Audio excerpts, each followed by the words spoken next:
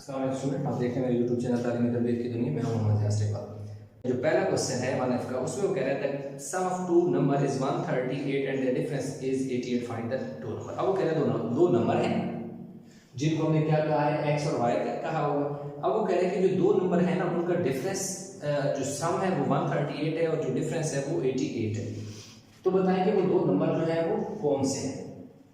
हमने क्या किया कि लास्ट बात है, जो दो नंबर है उनका डिफरेंस हम तो नहीं निकाल सकते हैं जब वो दोनों एक डिफरेंट होंगे, इसलिए एक हमारे पास छोटा नंबर होगा और एक नंबर बड़ा होगा। इसलिए हमने क्या कहा है कि लेट का जो स्मॉलर नंबर x है और ग्रेटर नंबर y है। अब हमने अकॉर्डिंग टू गिवन कंडीशन में वो क्या उसने कहा था, the sum of two number is 138। तो इसलिए sum of two number is first number then second number is equal to 138 and their differences. आगे वो कह रहे हैं दोनों का जो डिफरेंस का मतलब होता है subtraction, that is y minus x equal to 88। अब यहाँ पर आप देखें कि मैंने x minus y क्यों नहीं लिखा। अक्सर जो स्टूडेंट मिस्टेक करते हैं वो x minus y लिख देते हैं। हम यहाँ x minus y नहीं लिख सकते। उसकी रीजन, और क्या रीजन है वो मैं बताता हूँ कि y जो है वो ग्रेटर नंबर है, जो x है वो स्मॉलर नंबर है। तो हम ग्रेटर नंबर में से स्मॉलर नंबर तो निकाल सकते हैं, यानी 8 में से 5 तो निकल सकता है। यानी अगर 8 में से आप 5 निकाल सकते हैं, लेकिन 5 में से 8 तो नहीं निकाल सकते। ठीक है, यानी आप इस तरह समझें कि आपके पास अगर 8 रुपीज है तो आप 5 रुपीज की चीज ले सकते हैं। अगर 5 रुपीज है तो आप 8 रुपीज की चीज नहीं ले सकते। ठीक है, तो इसलिए जहां जो है y माइनस एक्स इसलिए आया क्योंकि y ग्रेटर नंबर है, greater number minus smaller number is equal to 88। इधर जो है एडिशन जो है ना, ऐड में तो आप छोटा नंबर पहले रखें या बाद में रखें, एडिशन में कोई फर्क नहीं पड़ता।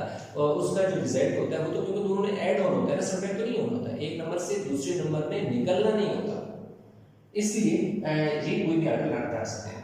अभी इस वाले को कोई 1 कह दे, इस कोई 2 कह दे, हम क्या करते हैं ऐड 1 और 2 लिख देते हैं, यानी इन दोनों को हम ऐड करते हैं। ये कोई 1 और 2 को ऐड करेंगे, जब ऐड करेंगे तो ये वाला x, क्योंकि इसके साथ कोई साइन नहीं तो प्लस का साइन है, ये माइनस का साइन है, कैंसिल हो जाएगा। तो ये वाला y और ये वाला y दोनों, ये ऊपर भी एक y और ये नीचे y है, दो टोटल y कितने हो गए, 2 हो गए।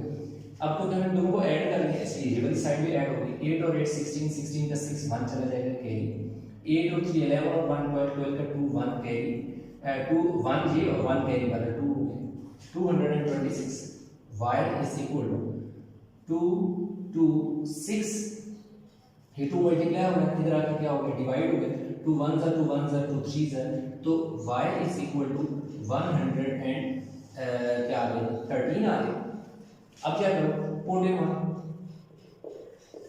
इक्वल 1 जो है उसमें y का वैल्यू पुट करो। इक्वल 1 क्या है आपके पास, x प्लस या y की जगह क्या पुट करो, 113 इज इक्वल टू 138। तो x is equal to 138 minus 113। अब ये क्या होगा कि ये जो 113 इधर ऐड हो रहा था, ऊपर जाकर क्या हो जाएगा, सब्ट्रैक्ट हो जाएगा। तो अब हमारे पास कितना आएगा, 138 में से ना 113 निकाल दें 5 तो 2, तो x इज इक्वल टू हमारे पास कितना आ जाएगा 25 आ जाएगा। तो इस तरह हमारे पास जो क्वेश्चन नंबर 1 था वो कंप्लीट हो गया। अभी हम चलते हैं क्वेश्चन नंबर 2 की तरफ। ठीक है, क्वेश्चन नंबर 2 की तरफ। अच्छा, उससे जो कंडीशन लगेगा आप सेटिस्फाई भी कर सकते हैं।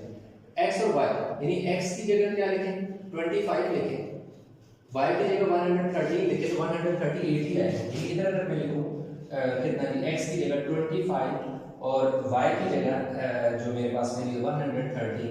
अब इन दोनों को ऐड करूं मैं, अगर 113 में 25 ऐड करूं, 8 और 5 और 3 8, 2 + 1 3 138।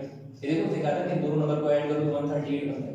इसी तरह अगर y की वैल्यू मेरे पास 113 है, अगर 113 में से मैं 25 माइनस कर दूंगा तो मेरे पास कितना आ जाएगा, 88 बन जाएगा। अच्छा, अब हमारे पास आ जाता है जी question number 2।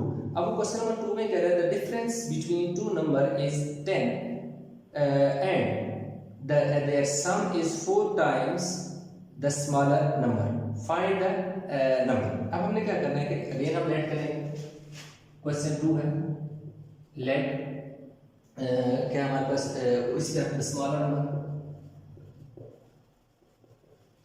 Smaller number x है और ग्रेटर नंबर जो है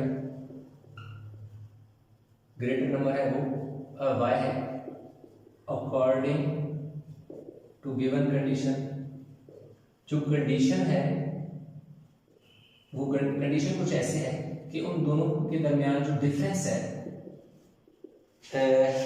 दोनों के दरमियान जो डिफरेंस है वो हमारे पास क्या है, सॉरी y माइनस एक्स होगा, वो कितना जी 100 में कितना है जी, सॉरी 10। उन दोनों के दरमियान जो डिफरेंस है वो हमारे पास आ गया जी 10 आ गया। अब दूसरा नंबर,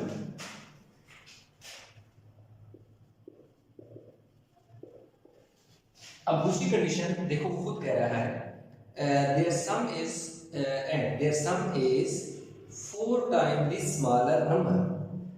उन दोनों का जो सम है, किस किस का सम, छोटे नंबर और बड़े नंबर दोनों का सम। ये देखिए इन दोनों का जो सम है वो छोटे नंबर के 4 टाइम है। स्टेटमेंट अगेन पढ़ता हूं मैं, देयर सम इज, सम का जिक्र कर रहे हैं x plus 1, their sum is 4 time the smaller number. जो कह रहे हैं उन दोनों का जो सम है ना, छोटे और बड़े नंबर का, वो उन दोनों को ऐड करो तो छोटे नंबर को 4 गुना करना पड़ेगा। लास्ट में ये मैं प्रूव करके बताऊंगा।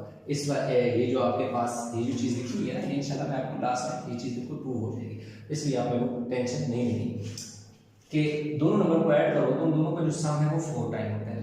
4x minus y is equal to 0। इस वाले स्टेप में मैंने सिंपल ये किया, इस x को भी इधर ले आया, इस y को भी इधर ले आया, दोनों प्लस वाले थे, दोनों माइनस हो गए, 4 में से एक x लिया तो 3x बच गया और minus y is equal to 0। ये मेरे पास इक्वेशन आ गई 2।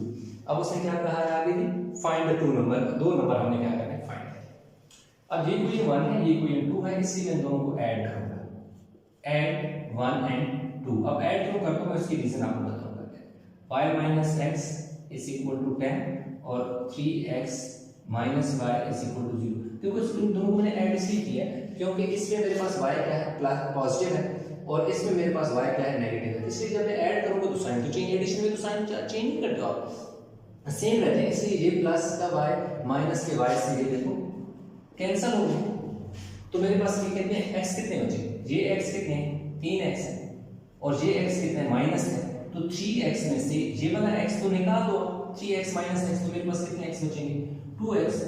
10 में से 0 गया तो 10 ही आ गया। अब x 10 ओवर 2, ये 2 मल्टीप्लाई हो गया तो ये डिवाइड हो गया तो 2 5 से 10, तो x की वैल्यू मेरे पास कितनी आ गई, x इज इक्वल टू मेरे पास 5 आ गया। तो इसको मैं क्या करता हूं, पुट इन 1 कर देता हूं, पुट इन 1। इस वाली को ये मैं पुट कर देता हूं, y माइनस x की जगह 5, दूसरी तरफ 10, y इज इक्वल टू 10। ये वाला जो है -5 है, जब उधर जाएगा तो +5 हो जाएगा, क्योंकि जब इक्वल से उस तरफ जाता है तो साइन चेंज होता है। तो कितना आ गया 15। तो उसने कहा था कि दो नंबर फाइंड कर, तो मैं बता दी कि दो नंबर जो हमारे पास क्या है, x और 5 और 15, ये 2 नंबर्स आर, और आप लास्ट कंडीशन स्टेटमेंट की शक्ल में भी लिख दी 2 numbers are 5 and 50। तो इस तरह हमारे पास जो क्वेश्चन 2 है वो भी हमने कर लिया कंप्लीट। फिर हम चलेंगे क्वेश्चन नंबर, वीडियो को पॉज करके इसको उतार लें, ओके। अभी हम चलेंगे क्वेश्चन नंबर 3 की तरफ।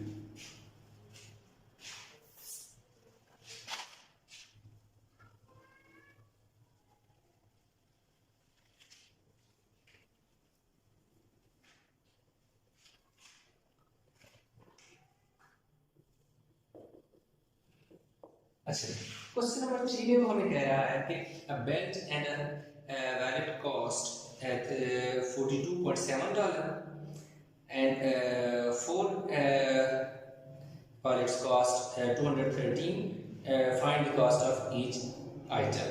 अब जब हम ये करेंगे let the cost of belt, जो है साथ साथ में एक्सप्लेन कर, let the cost of belt and the cost of wallet। अच्छा, क्या है जी हमारे पास, ये इसको हम x डॉलर कह देते हैं और इसको हम वाई डाल के कह देते हैं। अब हम क्या करेंगे जी, देखेंगे अकॉर्डिंग टू गिवन कंडीशन। अब उसने हमें जो अकॉर्डिंग टू गिवन कंडीशन है, अब वो कह रहा है दोनों का जो सम है, यानी cost of belt cost of wallet is equal to कितना बता रहा है जी, हमारे पास 42 बता रहा है। ठीक है जी, 42 हमें बता रहा है।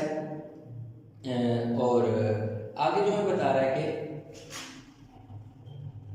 7 बेल्ट हैं, 7 बेल्ट एंड 4 वायलेट, वो हमें बता रहा है 230। हमें क्वेश्चन थोड़ा सा एक्सप्लेन भी करना तो मजीद डिटेल याद रखना, इंशाल्लाह आगे तो आसान हो जाएगा आपके लिए।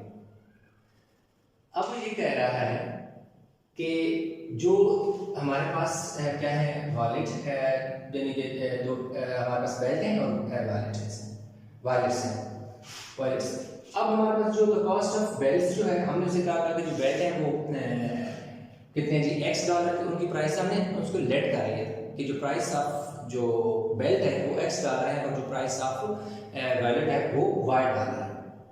तो उसने ये कहा था कि जो हमारे पास ये दोनों चीजें हैं, इन दोनों चीजों की जो प्राइस है वो $42 है।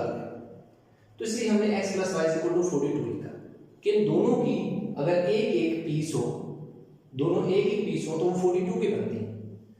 फिर वो कहता है कि अगर एक पीस की बजाय, यानी एक बेल्ट के बजाय मैं बेल्ट की तादाद 7 कर दूं, इसी तरह वायलेट एक की बजाय मैं उसमें 4 कर दूं, तो फिर मुझे टोटल कितने, तो 213 देने पड़ते हैं। पहले दिन एक चीज जब मैं एक बेल्ट और एक वायलेट लूंगा तो मुझे $42 देने पड़ेंगे, लेकिन मैं एक की बजाय अगर कहते हैं मैं 7 बेल्ट ले लेता हूँ और 4 जो है वो वायलेट ले लेता हूँ, तो टोटल मेरे पास कितना हो जाता है, 213 हो जाता है। और लास्ट में वो कह रहे हैं कि find the cost of each item, बस कह रहा है कि हर एक की बताएं कि जो बेल्ट कितने का है और वायलेट कितने। अब आपने यहाँ पे ये करना है, अब इसमें आपके पीछे एक्सरसाइज है, आई थिंक 1E है, वो बिल्कुल उस जैसा भी क्वेश्चन हो गया है।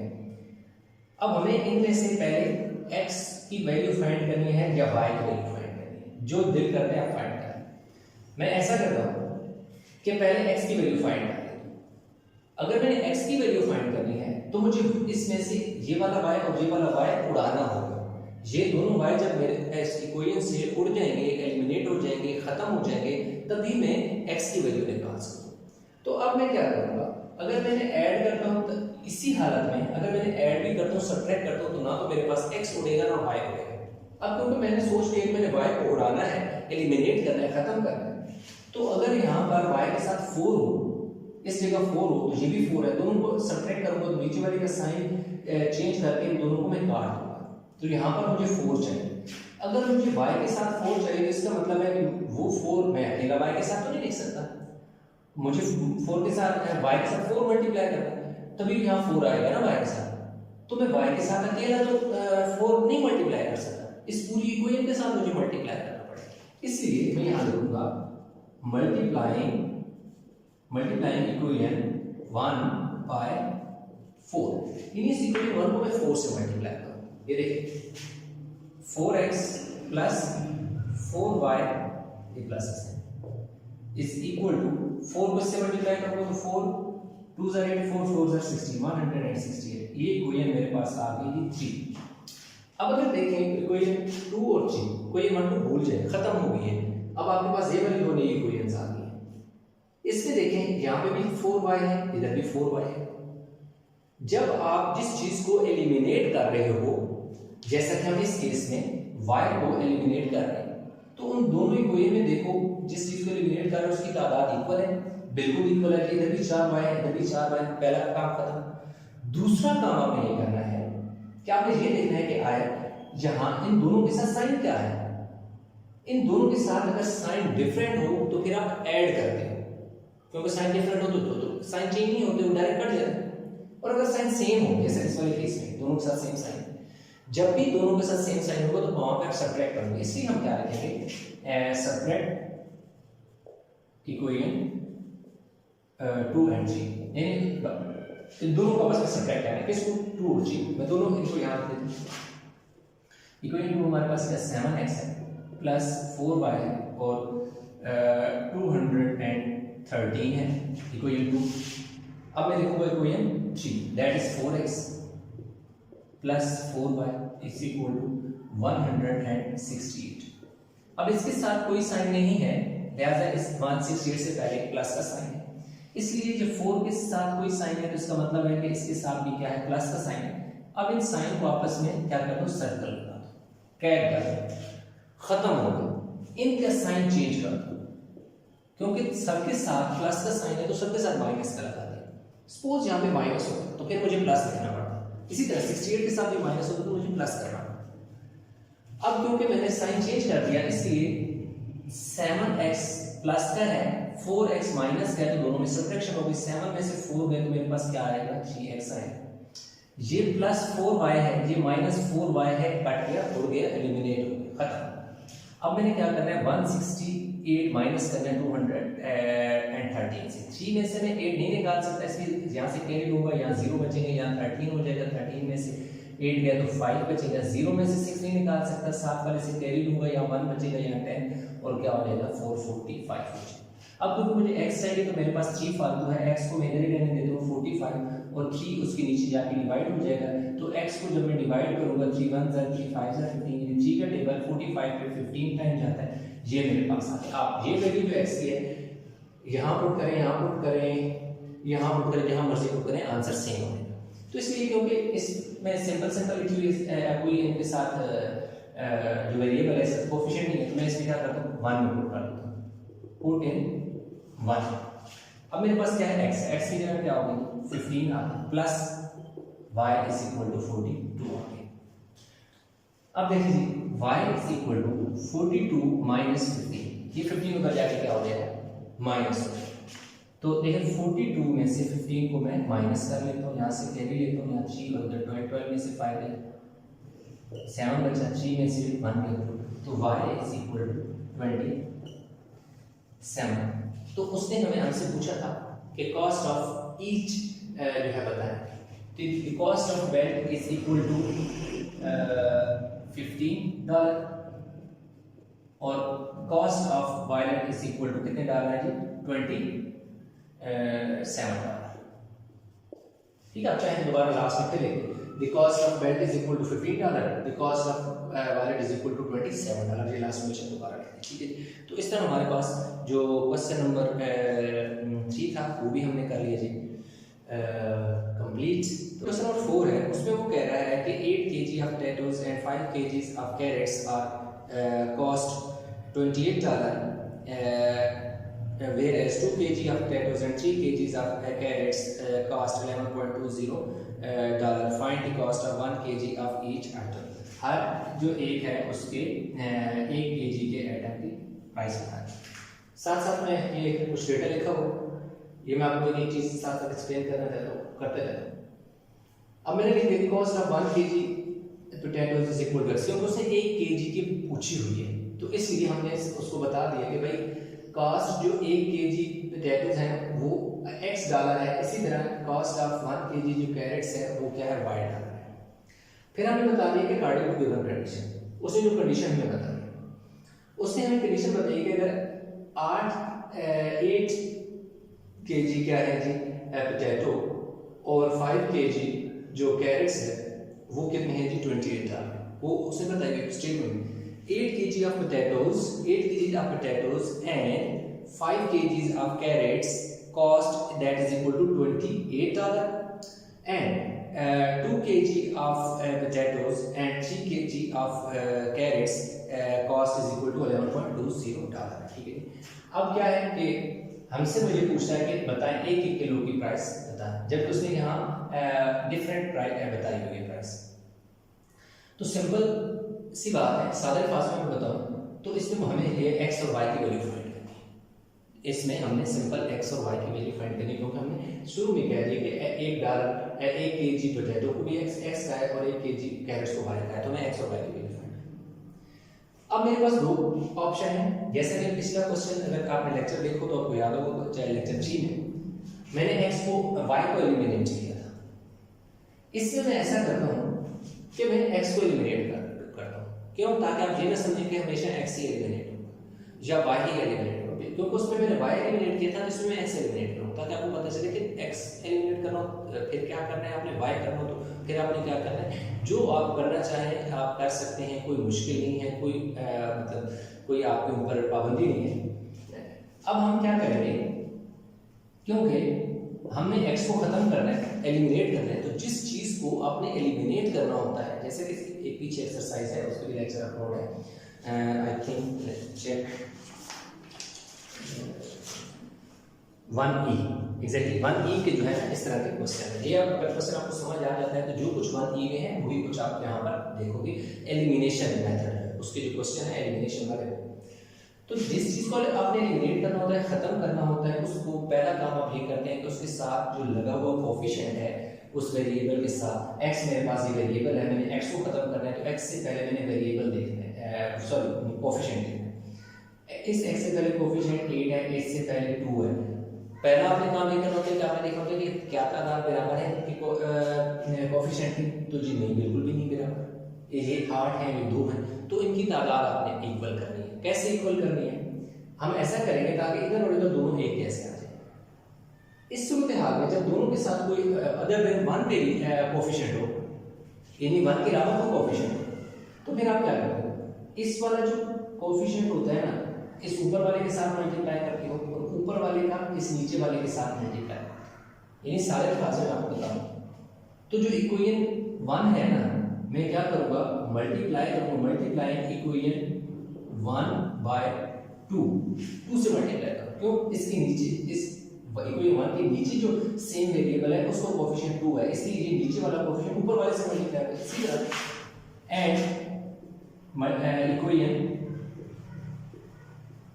2/8 इक्वेशन 2 जो है इससे जो ऊपर वाला जो कोफिशिएंट है वो मल्टीप्लाई होगा, तो ऑटोमेटिकली देखना एक जैसे हो जाएंगे। अब इस पूरे को मैंने कैसे मल्टीप्लाई करना है, 2 से मल्टीप्लाई करना है। देखिए क्या मैं लिखूंगा, 2 multiply by 8x plus 2 multiply by 5y is equal to 2 multiply by 28।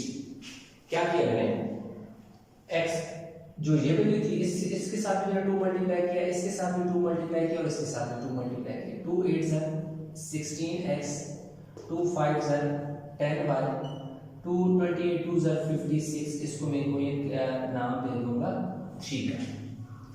अब मेरे पास आ गई इक्वेशन 2। अब इस 2 को मैंने 8 से मल्टीप्लाई करना है, इसलिए मैं लिखूंगा कि 8 multiply by 2x 8 multiply by 3y, क्योंकि 8 को मैंने इससे भी मल्टीप्लाई किया, 8 को इससे भी मल्टीप्लाई किया और 8 इधर भी मल्टीप्लाई होगा।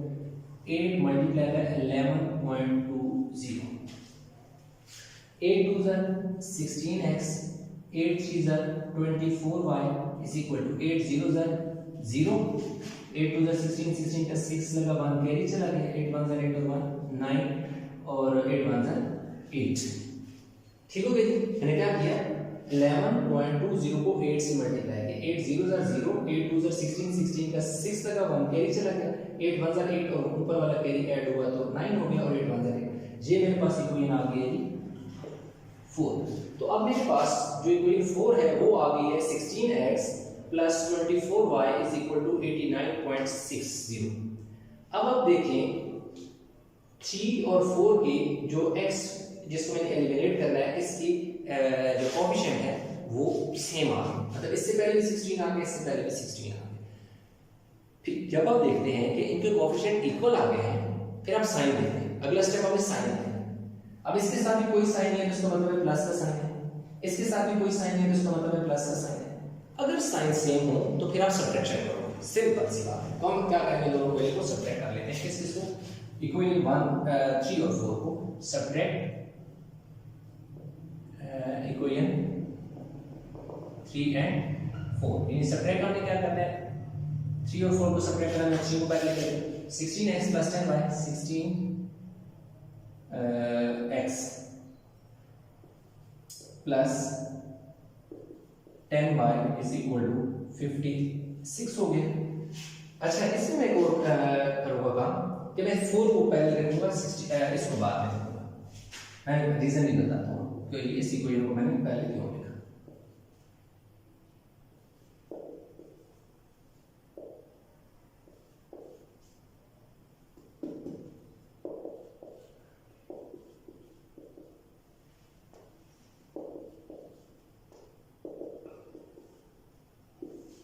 अब ये देखो मैंने इसलिए इक्वेशन 4 को सी मैंने ऊपर रखा और इक्वेशन 3 को सी नीचे रखा, क्योंकि अगर आप देखें तो इक्वेशन 4 की जो वैल्यू है वो बड़ी है। देखो y की वैल्यू भी देखो बड़ी है, 24 है, इधर 10 है, और ये 89 और ये 56 है।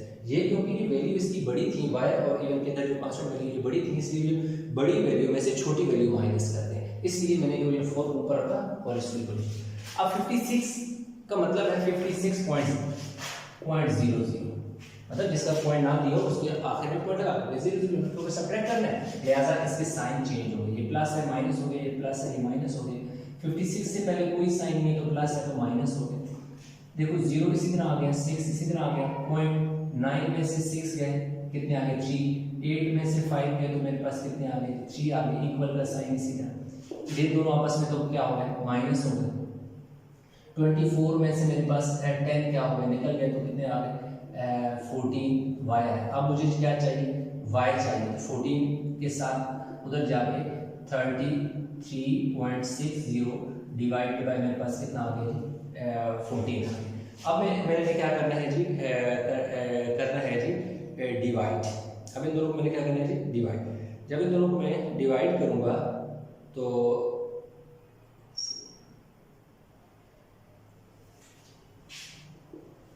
y is equal to 2.4 क्या आ गया 2.4 आ गया, पुट इन 1 में मैंने इसे क्या कर देना है पुट कर देना।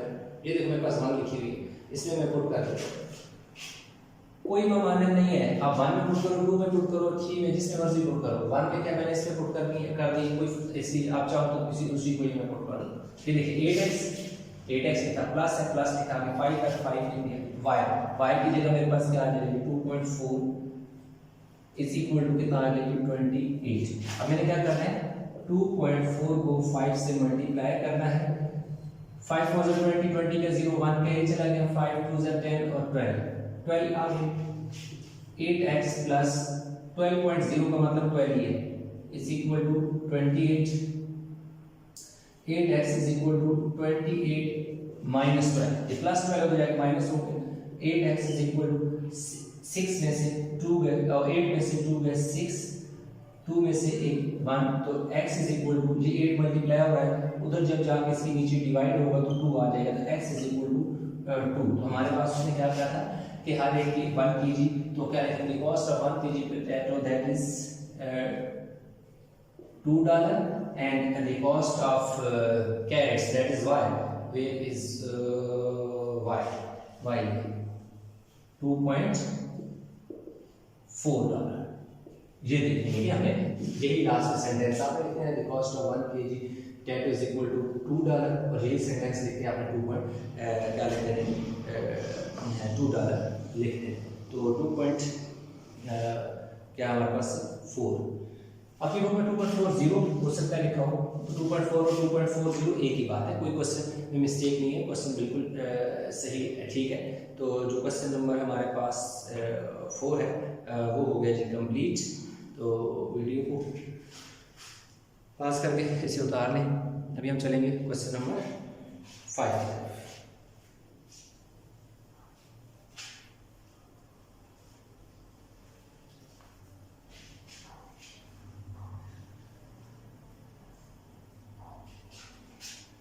अभी आगे जी क्वेश्चन हमारे पास 5। अच्छा क्वेश्चन 5 यानी कि इंटरमीडिएट लेवल हमारे पास हो गया जी शुरू। उसमें हम क्या कहेंगे, फर्स्ट कह रहा 2 नंबर हैं, इस तरह है कि अगर 7 उनमें ऐड कर दिया जाए पहले नंबर में, तो नंबर दूसरा जो है number twice the second number is obtained। if 20 is added to the second number the number obtained is 4 times the first number, find the number। अब हमने क्या करना है कि इसके वो करने के लिए जो हमारे पास फर्स्ट नंबर है लेट करते हैं, first number is equal to x है और सेकंड नंबर जो है वो हमारे पास क्या आ जाएगी y। अब अकॉर्डिंग टू डेवलपमेंट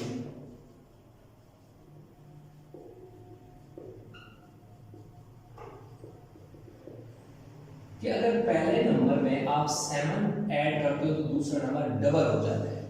पहली कंडीशन कि पहला नंबर दैट इज x, उसमें आप 7 ऐड करते हो तो जो दूसरा नंबर है वो डबल हो जाता है। that is 2y.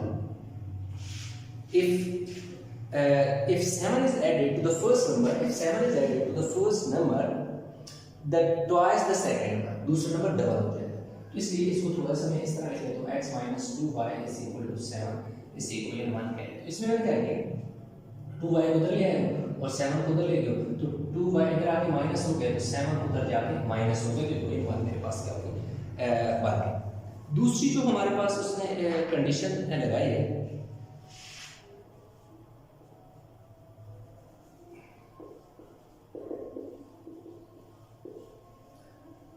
दूसरी कंडीशन उसने लगाई कि if 20 is added to the second number y, अगर दूसरे नंबर में आपको सेकंड नंबर में 20 ऐड कर दो, तो जो the number obtain is 4 time the first number, जो फर्स्ट नंबर है वो 4 टाइम हो जाएगा, ये बात है। दूसरे नंबर में आप 20 ऐड करो तो पहला नंबर क्या हो जाएगा, 4 गुना हो जाएगा, इसलिए 4x is equal to y plus 20 हो गया, ये सेकंड कंडीशन है। ये इक्वल बनेगी 4x minus y is equal to 20 equal आ गई हमारे पास 2। तो क्वेश्चन नंबर 5 जो है 5 है, सॉरी ये क्वेश्चन नंबर क्या है, 5 है। अब देखें कि ये कंडीशन मैं दोबारा थोड़ा सा इसको वाज़ह कर देता हूँ। उसने हमें कहा कि 2 नंबर है, हमने कहा कि 2 नंबर है, पहला नंबर x है, दूसरा नंबर y है। जब उसने 2 नंबर का जिक्र किया, हमने उसे साथ ही बता दिया कि पहला नंबर x है, दूसरा y है। अब वो पहली कंडीशन हमने बता दी अकॉर्डिंग टू गिवन कंडीशंस कि भाई जो आपने कंडीशंस लगाई हैं भाई साहब, हम सॉल्व करेंगे। पहली कंडीशन में वो ये कह रहा है कि अगर आप पहले नंबर में 7 ऐड करो तो जो दूसरा नंबर है वो डबल हो जाएगा। पहला नंबर x है, उसमें कह रहा है 7 ऐड करो तो दूसरा नंबर जो है डबल हो जाएगा, यानी y 2y हो जाएगा। तो हमने क्या किया, इस y को उधर माइनस हो गया, इस 7 को उधर ले गए, ये माइनस हो गया 7 और इक्वेशन बन गई। पहली कंडीशन हमने उसको सिंपलीफाई करके बता दी कि भाई आपने पहली कंडीशन ये रखी।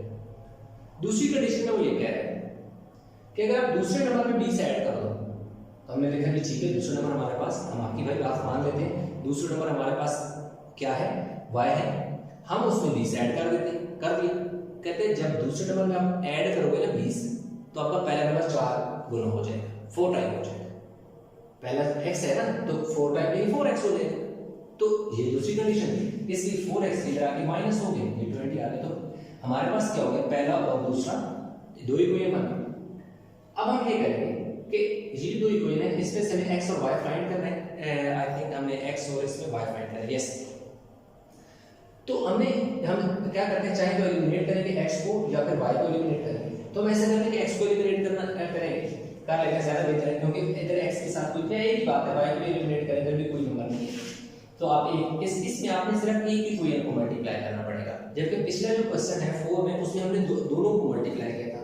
नीचे वाला जो x के साथ जो कोएफिशिएंट था वो इक्वेशन 2 का जो x था उसके साथ जो कोएफिशिएंट था हमने इक्वेशन 1 के साथ पूरी इक्वेशन के साथ मल्टीप्लाई किया था, और इक्वेशन 1 के साथ x के साथ जो कोएफिशिएंट था वो इक्वेशन 2 की पूरी वैल्यू के साथ मल्टीप्लाई होता था। लेकिन इसमें हमें दोनों को मल्टीप्लाई करने की जरूरत नहीं पड़ेगी। क्यों नहीं पड़ेगी, उसमें रीजन बता, क्योंकि यहाँ पे तो ये एम्प्टी स्पेस है आपके पास। अगर सिंपल आप इधर 4 है तो हम इधर 4 से मल्टीप्लाई करेंगे, इसी इक्वेशन को 4 से मल्टीप्लाई करूं तो ये दोनों की इक्वेशन वैसे सेम हो जाएगी, इसलिए मुझे तो मल्टीप्लाई करने की दोनों को जरूरत ही नहीं। और अगर y को मैंने एलिमिनेट करना है तो यहाँ तो y के साथ कोई नंबर नहीं है, तो सीट खाली है, तो इधर क्या है, इस सीट पे कौन सा बैठे 2, तो इधर भी मैं 2 बिठा दूं तो दोनों सेम हो जाएंगे ना। तो मैं ऐसा करता हूँ, कोई 1 को मल्टीप्लाई कर लेता हूँ 4 से, क्या लिखूंगा, मल्टीप्लाई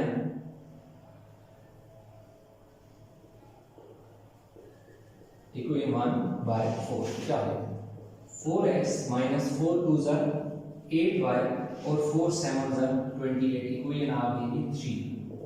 अब इन दोनों में सब्ट्रैक्ट कर लेते हैं, क्यों, इन दोनों के वेरिएबल सेम हो गए, वेरिएबल ठीक है, वेरिएबल आप कह सकते हो 4x पूरा आप उसको एज अ वेरिएबल कंसीडर कर लो, लेकिन x वेरिएबल है, 4 उसका क्या है, कोएफिशिएंट है। तो इन दोनों जो वेरिएबल है कोएफिशिएंट सेम है, तो मतलब दोनों वेरिएबल सेम है। तो अब इन दोनों को सेपरेट कर लो, क्यों सेपरेट कर लो, क्योंकि दोनों के साथ कोई साइन नहीं है, तो मतलब सेम साइन है, जब भी दोनों के साथ सेम साइन वहां सेपरेशन होती है। तो मैं ऐसा करता हूं कि इसी के नीचे इक्वेशन लिख लेता हूं जी, बल्कि दोबारा लिख लेता हूं, सबट्रैक्ट 3 2 एंड 3। तो 3 को पहले लिखूंगा, रीजन आपको पता होनी चाहिए। पिछली वाली इक्वेशन में मैं ये रीज़न बता चुका हूँ कि इसलिए कि ये वैल्यू बड़ी है, 8 बड़ा है 1 से, 20 बड़ा है 28 बड़ा है 2 से, 20 से, 28 बड़ा है 20 से, तो क्या आ जाएगा 4x minus y is equal to 20। ठीक हो गया जी। अब तो पहले सब्ट्रैक्ट करना है, तो मैं क्या करूंगा, साइन करूंगा चेंज, साइन करूंगा इन दोनों के चेंज, प्लस है तो माइनस, माइनस है तो प्लस, प्लस है तो माइनस, कट गया। 8 में से 1 चला गया तो 7 बचेगा, यानी 8 y है ना, ये 8 y माइनस है, ये 1 y प्लस है, तो 8 में से 1 गया तो 7 बचे। 8 में तो बड़ा है तो साथ साइन क्या लगेगा, माइनस का, इसी को। अब यहाँ पर मेरे पास कितना आ जाएगा जी, 8 आ जाएगा, और दूसरा इसमें मल्टीप्लाई, ठीक है, किस वाले में मल्टीप्लिकेशन की थी इक्वली 1/4, 1 है ना, 4x 4 + 8 4 7 28, ठीक है 28। दूसरी कोई मेरे पास है जी 4x minus y 4x minus y is equal to 28, that is minus 28। Sign change कर लिए तो माइनस 48 आ गया, ठीक है जी, माइनस 48 आ गया। अब ये वाला साइन इस साइन से कैंसिल हो जाएगा, तो y इज इक्वल टू कितना आ जाएगा, 48 डिवाइड बाय 7। अब मैं 48 को डिवाइड करता हूँ 7 से, 7 6 है 48, 8 में से 2 गए 6, तो y की वैल्यू मेरे पास क्या आ गई, 6/7। अब मैं क्या करता हूँ कि यही वैल्यू पुट कर देता हूँ 1 में, पुट